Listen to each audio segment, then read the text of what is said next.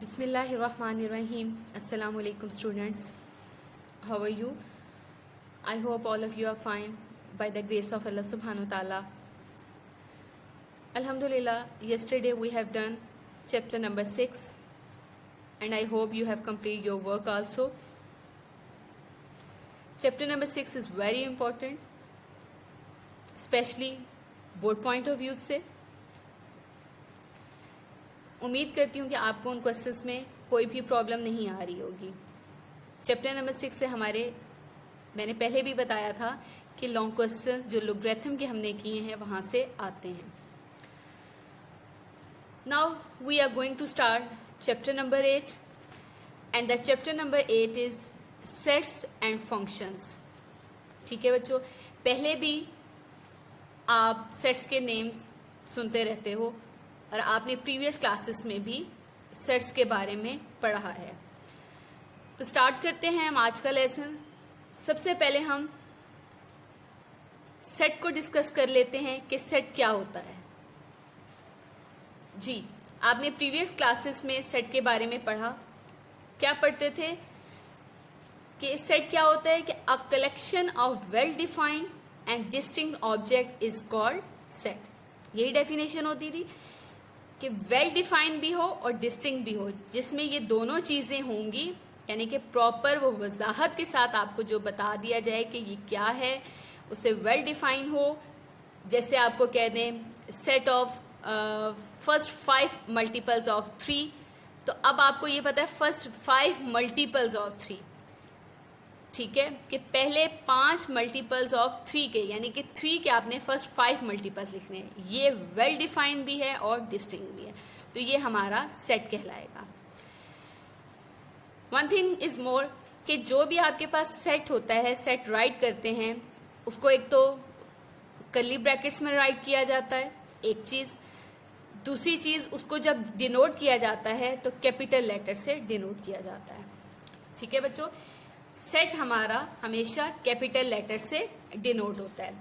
Set को हम हमेशा कैपिटल लेटर से, हमें लिख देती हूँ कैपिटल लेटर से डिनोट किया जाता है. ठीक है बच्चों, एक ये चीज. अब जैसे यहाँ पे कुछ इंपॉर्टेंट सेट्स के मैंने नेम लिखे हुए हैं, जैसे सेट ऑफ नेचुरल नंबर्स. अब नेचुरल नंबर्स की अगर मैं बात करूं तो सबसे पहले ये बात करती हूँ कि इसको डिनोट किससे किया जाता है. इसको डिनोट किया जाता है कैपिटल एन से, कैपिटल एन से. और लिखने का स्टाइल क्या होता है कि ये कर्ली ब्रैकेट्स के अंदर जो भी चीज़, यानी कि जो भी एलिमेंट्स राइट किए जाते हैं वो कर्ली ब्रैकेट्स के अंदर राइट होते हैं. ठीक है जी, उनको. अब ये नेचुरल नंबर्स हैं, यानी कि नेचुरल नंबर हमारे कहाँ से स्टार्ट होते हैं, 1 2 3 4 5 अप टू सो ऑन, कि हमें नहीं पता कहाँ तक है, लेकिन नेचुरल नंबर 1 से स्टार्ट होते हैं. और जो ये नंबर्स राइट हैं, हम इनके यानी इस कर्ली ब्रैकेट के अंदर जो राइट होता है, दिस इज कॉल्ड एलिमेंट, और जो उसको डिनोट किया जाता है वो कैपिटल लेटर से. Clear. Set of whole numbers हैं, जैसे इसको डिनोट किया जाता है कैपिटल डब्ल्यू से. अब होल नंबर्स हमारे स्टार्ट होते हैं 0s 1 2 3 up to so on. ये हमारे होल नंबर्स हो गए. नेक्स्ट है सेट ऑफ इंटीजर्स. इंटीजर्स को रिप्रेजेंट किया जाता है जी से, कैपिटल जी से. और जी में हमारे पास all positive and all negative numbers, यानी अगर मैं ये बात करूं 0 ±1 ±2 ±3 and up to so on, these are called integers. Next है हमारे पास इवन नंबर्स. इवन से यानी कि ई से रिप्रेजेंट करेंगे, और इवन में आप पढ़ चुके हो प्रीवियस क्लासेस में भी, हमारे पास 0 2 4 6 8 अप टू सो ऑन. अगर मैं नेगेटिव की बात करूं तो यहाँ माइनस में आ जाएंगे, अगर अभी मैंने सिर्फ आपके साथ पॉजिटिव यानी इवन नंबर्स की सिर्फ बात की है. ठीक है. Set of odd numbers. Odd से हमारे पास क्लियर है, it is represented by O, curly brackets 1 3 5 7 9 up to so on, these are called odd numbers. अब प्राइम नंबर्स बच्चों कौन से होते हैं? ऐसे number which can be divided by 1 and itself, यानी वो नंबर जो सिर्फ 1 पे और अपने नंबर पर डिवाइड हों। जैसे फॉर एग्जाम्पल 5, अगर आप 5 को चेक करें, ये सिर्फ 1 और 5 यानी 1 पे होता है और 5 पे यानी अपने ही नंबर पे, और किसी पे ये डिवाइड नहीं होता। These are called prime number. It is represented by P. तो हमारे prime numbers 2, 3, 5, 7 up to so on 11, 13, ये numbers these are called prime numbers. Rational numbers को मैं पहले भी आप पढ़ भी चुके हैं रैशनल नंबर्स के बारे में। रैशनल नंबर्स हमारे ऐसे नंबर्स होते हैं जो p बाय क्यू की फॉर्म में लिखे जाए, यानी कि फ्रैक्शन की फॉर्म में लिखे जाए, और उसमें q is not equal to 0 होता है, और p and q belongs to integers यानी कि z। यानी कि अगर मैं रैशनल नंबर्स की बात करूं, it is represented bye q। इसको लिखा कैसे जाता है? अगर मैं ऐसे लिखूं कि p बाय क्यू की फॉर्म में होते हैं और q is not equal to 0, यानी q 0 नहीं होगा, और p and q belongs to z, और z हमारे पास क्या होता है? इंटीजर। ठीक है, ये हमारे कुछ इंपॉर्टेंट सेट्स थे। इसके अलावा बच्चों आप यहाँ पे पहले भी पढ़ चुके हैं प्रीवियस क्लासेस में। यहाँ पे आप कुछ ऑपरेशंस ऑन सेट्स पढ़ेंगे। ऑपरेशंस ऑन सेट्स ये आपने पढ़ना है। अब ऑपरेशन ऑन सेट्स में क्या क्या आप पढ़ेंगे? पहली चीज यूनियन ऑफ सेट्स पढ़ोगे। अब यूनियन ऑफ सेट्स अगर आपको याद हो कि इसको किससे रिप्रेजेंट किया जाता है? ऐसे, यूनियन। यानी यूनियन का मतलब अगर मैं सिंपल वर्ड्स में बात करूं तो कंप्लीट, सबको मिला के।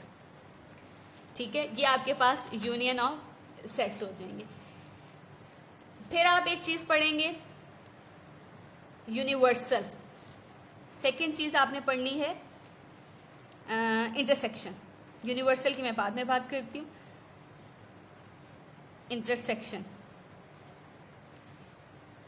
Intersection of set. अगर इंटरसेक्शन ऑफ सेट आपको याद हो, जो आपने प्रीवियस क्लासेस में पढ़ा है, वो हमारे पास ये साइन होता है उसका, इंटरसेक्शन का।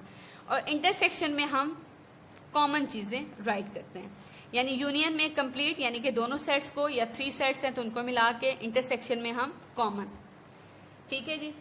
फिर उसके बाद आपने क्या पढ़ना है कि फिर आपने कॉम्प्लीमेंट सेट के बारे में भी पढ़ा हुआ है। Complement of set. Complement of set हमारे पास, हम इसको रिप्रेजेंट करते हैं, जैसे अगर कोई भी सेट का नेम है, ए है, बी है, सी है, अगर फॉर एग्जांपल ए हो तो हम उसको रिप्रेजेंट करेंगे ए, ऊपर छोटा सा ऐसे सी राइट कर देंगे, और दूसरा हम इसको ए, ऐसे ये जो डैश है ये भी डाल के रिप्रेजेंट कर देते हैं। ए, ये डैश मैंने डाली है, ये सी है, इसको भी कॉम्प्लीमेंट, और ये डैश जो है ये भी कॉम्प्लीमेंट, दोनों बातें सेम होती हैं। ठीक है, छोटा सा सी मैंने डाला है, कॉम्प्लीमेंट, और this is complement of set, यानी कि ए सी या ए डैश दोनों बातें सेम है, इनको कॉम्प्लीमेंट ही रिप्रेजेंट होता है। फिर आप डिफरेंस के बारे में भी पढ़ेंगे।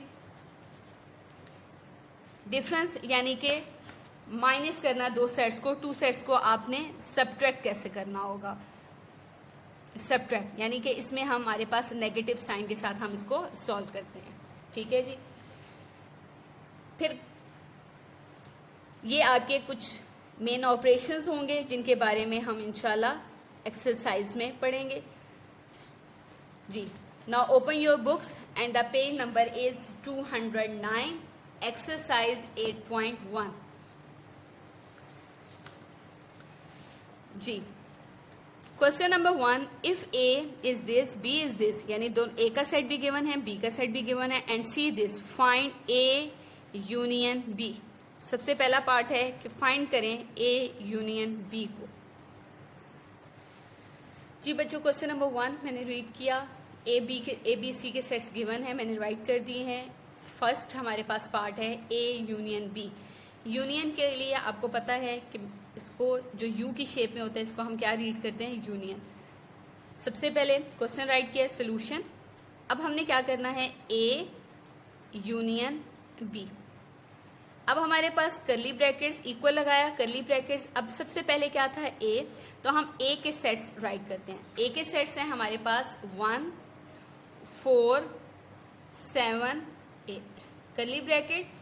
अब कौन सा साइन है, यूनियन का, हम यूनियन राइट कर लेंगे। Then B, set B, B के क्या सेट्स हैं, एलिमेंट्स हमारे पास गिवन है 4 6 8 9। ठीक है, अब हमने यूनियन करना है, यूनियन का मतलब है दोनों को मिला के राइट करना है, तो कर लेते हैं 1। नेक्स्ट हमारे पास 4 है। अच्छा 4 यहाँ भी बेटा आ रहा है और यहाँ भी, हमने 2 टाइम्स राइट नहीं करना, हमने 1 टाइम ही राइट करना है। 4 देन 6, तरतीब से लिख लेंगे 7 8 and 9। This is A union B, this is your answer. Clear girls, बस हमने इसको इतना ही सॉल्व करना है। Next part number 2, B union C. अब आप सेट ऑफ बी में, पहले बी है तो बी में सेट ऑफ बी राइट करेंगे, यूनियन का साइन आएगा, देन सेट ऑफ सी, और उन दोनों को हमने यूनियन में लिख लेना है, यानी कि मिला के दोनों सेट्स को लिख लेंगे। Now part number 3, A intersection C. A intersection C है थर्ड पार्ट हमारा, सॉल्व करते हैं इसको।